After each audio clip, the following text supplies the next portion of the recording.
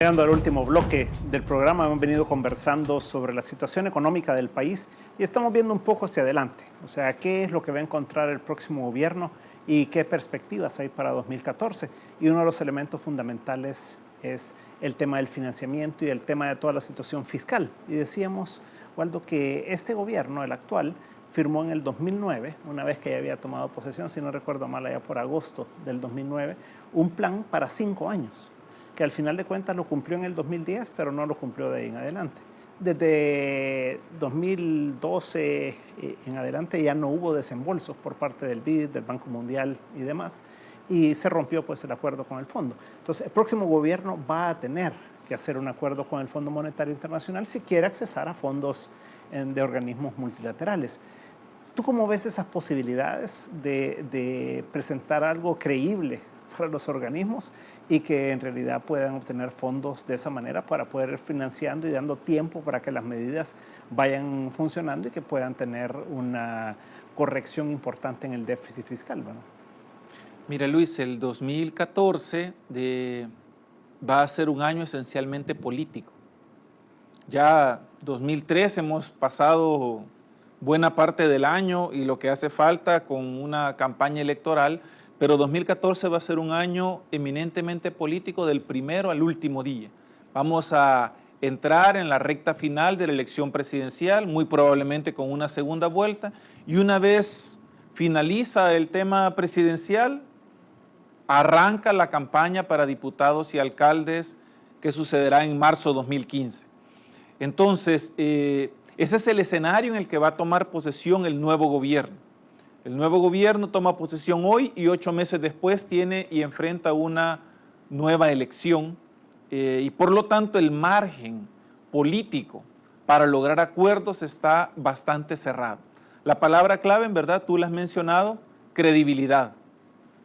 Presentar algo que sea creíble, presentar un plan que parezca y que cuadren los números, que parezca de verdad y que cuadren los números.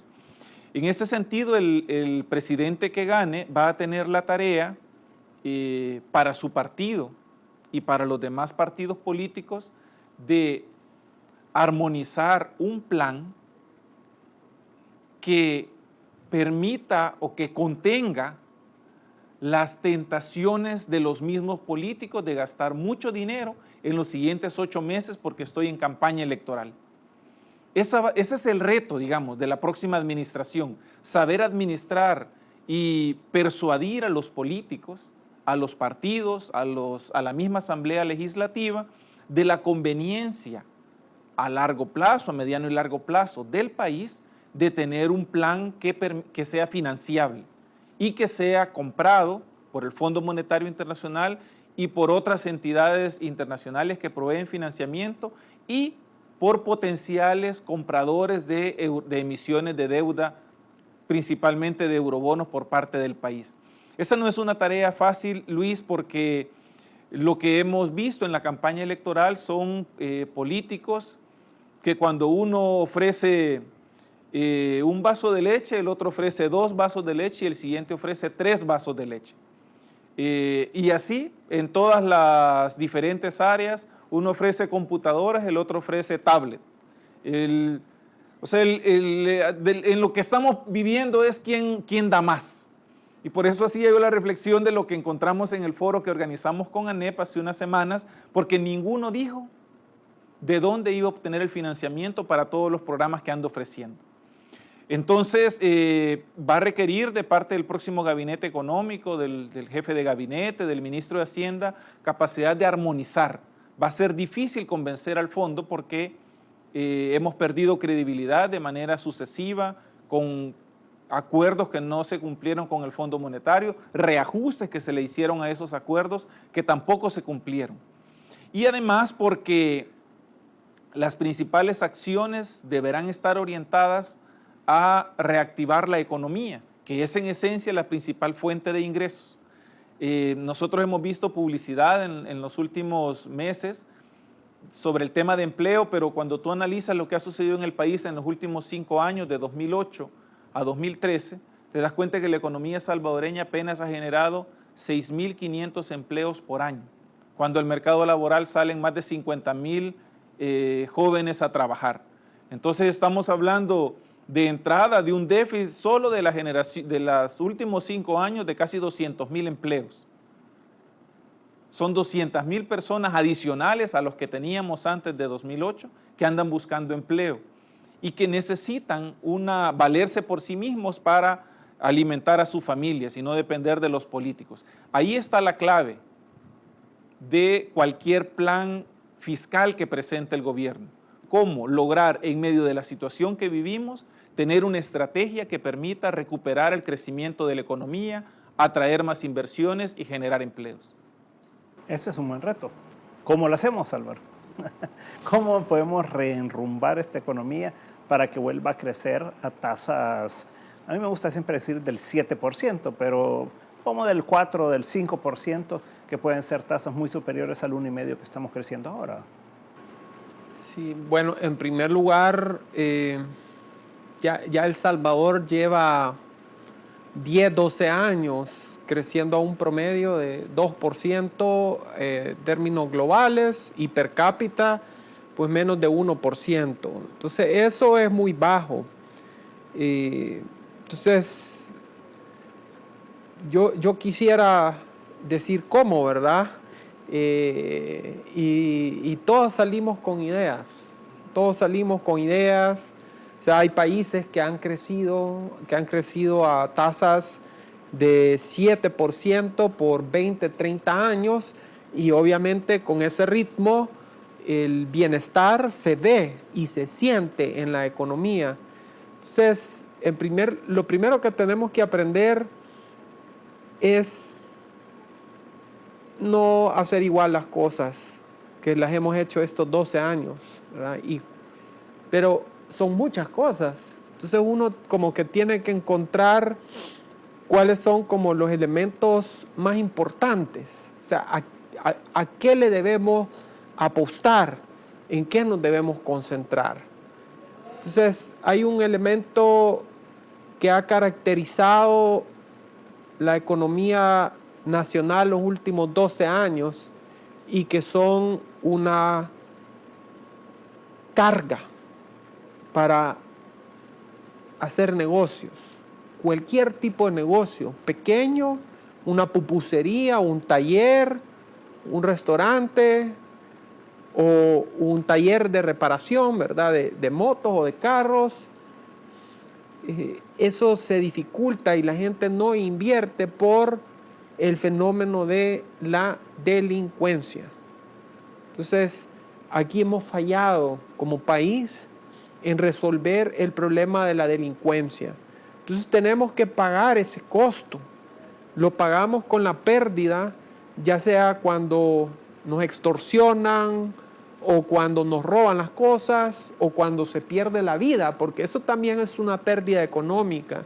La gran cantidad de jóvenes que son asesinados y que es una vida en potencial, un futuro, ¿verdad? Y es destruido diariamente. Entonces, ese problema es básico si queremos resolver el crecimiento. El otro problema que ha caracterizado nuestra sociedad es la polarización política, ¿verdad? Que se refleja en esto, que ya no hay razón en la política, o sea, ya no hay raciocinio, sino que todo se basa a partir del sentimiento y ganar los votos de la gente con el sentimiento, ofreciendo más, o ofreciendo más beneficios o ofreciendo más insultos sobre el que se opone, ¿verdad? Al que piensa diferente. Entonces no hemos promovido la tolerancia, que es básica para la democracia. Entonces, nosotros ya vivimos eso en los 80s, donde hay conflicto y hay polarización. El país no camina y nos cansamos y nos dimos cuenta que peleando el país no podía salir adelante. Entonces se firmaron los acuerdos de paz y nadie puede negar que los acuerdos de paz fueron cambio trascendental, ¿verdad?, que le dio un giro al país y que facilitó, junto con otras políticas económicas, una etapa de crecimiento de 7% por 5 años. Entonces, aquí tenemos que buscar un acuerdo nacional que rompa esta polarización, o tenemos que darnos cuenta que continuar este conflicto, esta polarización política, es un estancamiento del cual no vamos a salir. O sea, el país no va a salir adelante si seguimos así. Entonces tiene que haber un acuerdo, así como hubo un acuerdo de país, un acuerdo de paz. Hoy tiene que haber ese acuerdo por el crecimiento, por el empleo, por la inversión, por las exportaciones, que es lo que va a sacar adelante al país, va a ayudar a resolver estos problemas fiscales, puede hacer más suave el tema del ajuste fiscal, puede proteger los ingresos del Estado para mantener las buenas políticas públicas. Entonces ese acuerdo es necesario. Entonces ahí ya llevamos dos cosas, ¿verdad? Este acuerdo nacional, una buena política de seguridad. Eso va a mejorar el clima de inversión, sube la inversión y sube el empleo. Yo no quisiera dar más detalles de qué otras políticas específicas, económicas, porque esos son cambios fundamentales. Mira, Álvaro, ¿qué te parece esa propuesta del informe de desarrollo humano del PNUD de la formalización y de lograr generar empleos formales y de formalizar a una gran cantidad de empresarios en el país? ¿Te parece que eso puede ir en un sentido que abona en esto que acabas de decir? Yo creo que eso sí abona y es necesario, es algo que tenemos que hacer por cuestión de equidad, porque no es justo que haya empresas formales que cumplen con sus obligaciones tributarias, pagan sus impuestos, que cumplen con sus obligaciones laborales, cotizan al Seguro Social, cotizan a las AFPs y compiten con otras empresas o con otros profesionales o empresarios que no pagan impuestos, que no cotizan al Seguro Social, o sea, no cumplen con sus obligaciones laborales. Entonces ahí hay una desigualdad. Entonces creo que buscar que se cumpla con las obligaciones tributarias y laborales de una manera ágil, eso puede contribuir, pero su contribución es positiva, aunque es limitada. Si seguimos con la polarización política y con la delincuencia, no vamos a tener ese cambio grande que se necesita para que le dé un giro al rumbo que tiene el país. Entonces, yo estoy de acuerdo con esas medidas, pero tenemos que irnos a lo que es de fondo el problema en El Salvador. Bueno, pues muchas gracias. La verdad que lo que podemos concluir de lo que ustedes han mencionado es que viene un periodo difícil, viene un periodo después que ya gane quien gane, en el que va a tener que tomar decisiones complicadas.